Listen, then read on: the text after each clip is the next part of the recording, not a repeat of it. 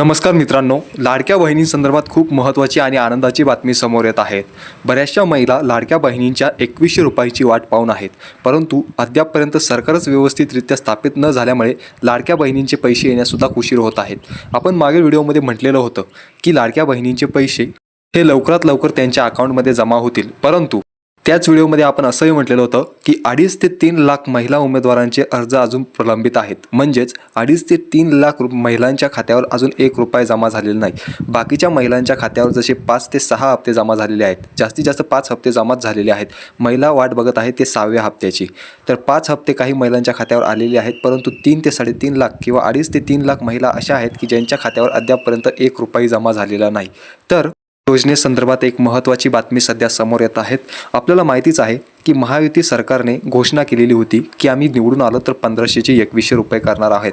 त्यातले त्यात एकनाथ शिंदे साहेबांनी म्हटलेलं होतं की आम्ही डिसेंबरचे जे काही पैसे आहेत ते नोव्हेंबरच्या शेवटच्या हप्त्यामध्येच महिलांच्या खात्यामध्ये जमा करेल. परंतु अद्यापर्यंत सरकार स्थापन न झाल्यामुळे पैसे महिलांच्या खात्यावर जमा होण्यास अडचण येत आहे. आता सूत्रांच्या माहितीनुसार समोर आलेली बातमी मी तुम्हाला सांगतो की लक्षात घ्या, लाडक्या बहिणीचे जे काही 2.5 ते 3 लाख प्रलंबित अर्ज आहेत त्यांच्यावर तपासणीची प्रक्रिया सध्या जोरदार पद्धतीने सुरू आहेत. कारण की त्या महिलांना सुद्धा न्याय मिळाला पाहिजे. त्या महिलांना सुद्धा त्यांच्या अकाउंटवर 1500 रुपयाऐवजी आता 2100 रुपये का होईना जे काही सरकार देईल ते मिळाले पाहिजे. त्यामुळे त्यांच्या अर्जाची सुद्धा आता महाराष्ट्र सरकारकडून छाननी होत आहेत. त्यामुळे ज्या महिलांच्या खात्यावर अद्यापपर्यंत 1ही रुपया पडलेला नाही त्यांच्यासाठी सुद्धा आनंदाची बातमी समोर आलेली आहे की त्यांची सुद्धा खाता अर्जांची छाननी चालू आहे. त्यांचे सुद्धा अकाउंटवर 1500 ऐवजी जर का 2100 रुपये केले तर तेही पडण्यास सुरुवात होईल. म्हणजेच लाडक्या बहीण योजनेचे जे नवीन सरकारने घोषित केलेले 2100 रुपये आहेत ते आता सर्व महिलांच्या खात्यावर एकाच वेळेस पडण्याची शक्यता आहे. ते केव्हा पडणार हे मी या व्हिडिओच्या माध्यमातून सांगणारच आहेत, परंतु त्या अगोदर तुम्ही आपल्या मराठी माणसाला सपोर्ट करण्यासाठी नक्की चॅनलला सबस्क्राईब करा. कारण की तुमचं एक सबस्क्रिप्शन तुमच्यापर्यंत या महत्त्वाच्या बातम्या पोहोचवण्यास प्रोत्साहन करत असतं. त्यामुळे नक्की चॅनलला सबस्क्राईब करा आणि आपल्या व्हिडिओलाही लाईक करा.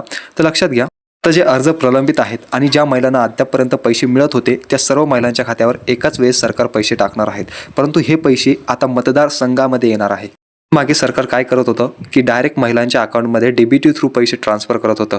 आताही डीबीटीचीच पद्धत असणार आहे, परंतु प्रथमतः आता मतदारसंघामध्ये येणार. जे तुम्ही आमदार निवडून दिलेले आहेत त्या मतदारसंघातील आमदारांकडे हे पैसे येणार आणि त्या थ्रू तुमच्याकडे हे पैसे तुमच्या अकाउंटमध्ये डीबीटी थ्रू जमा होणार. याने फक्त एवढाच फरक पडेल की काही महिलांना मतदारसंघानुसार पैसे जमा होण्यास उशीर होईल तर काही महिलांच्या अगोदर जमा होतील. म्हणजेच उदाहरणार्थ आपण नाशिक आणि पुणे हे 2 मतदारसंघ पकडूया. उदाहरणार्थ दोन्ही मतदारसंघात सरकार म्हणजे जे काही वर बसलेलं सरकार आहे ते एकाच वेळेस पैसे पाठवेल, परंतु जे काही दोन्ही मतदारसंघातील त्यांच्या खात्यावर वेगवेगळ्या दिवशी हे पैसे पडतील. असं का? कारण पैसे वरून एकाच वेळेस येणार आहेत, परंतु मतदारसंघातील आमदारावर किंवा त्या कार्यकारी मंडळावर असणार आहे की तुमचे पैसे कोणत्या दिवशी तुमच्या मतदारसंघातील महिलांच्या खात्यावर टाकायचे. त्याच्यामुळे मतदारसंघानिहाय महिलांच्या खात्यावर काही महिलांच्या खात्यावर पैसे अगोदर येतील तर काही महिलांच्या खात्यावर उशिरा पैसे येतील, परंतु महिन्याला सर्व महिलांच्या खात्यावर 2100 रुपये हे जमाच होणार आहे. आता सरकार हे प्रलंबित अर्ज सर्व काही निकाली काढून जे काही महिलांना पैसे पाठवायचे आहेत त्या महिला धरून आणि अद्यापपर्यंत ज्या काही महिलांना पैसे मिळत होते त्या महिलांचे सर्वांचे पैसे एकाच वेळेस येणार आहेत. आणि ते पण जसंही नवीन आलेलं सरकार आपली सत्ता स्थापन करेल त्याच्याच 2 ते 3 दिवसानंतर ही प्रोसेस चालू होणार आहे. लक्षात घ्या, जोपर्यंत पहिला मुख्यमंत्री राजीनामा देत नाही तोपर्यंत दुसरा मुख्यमंत्री बनू शकत नाही.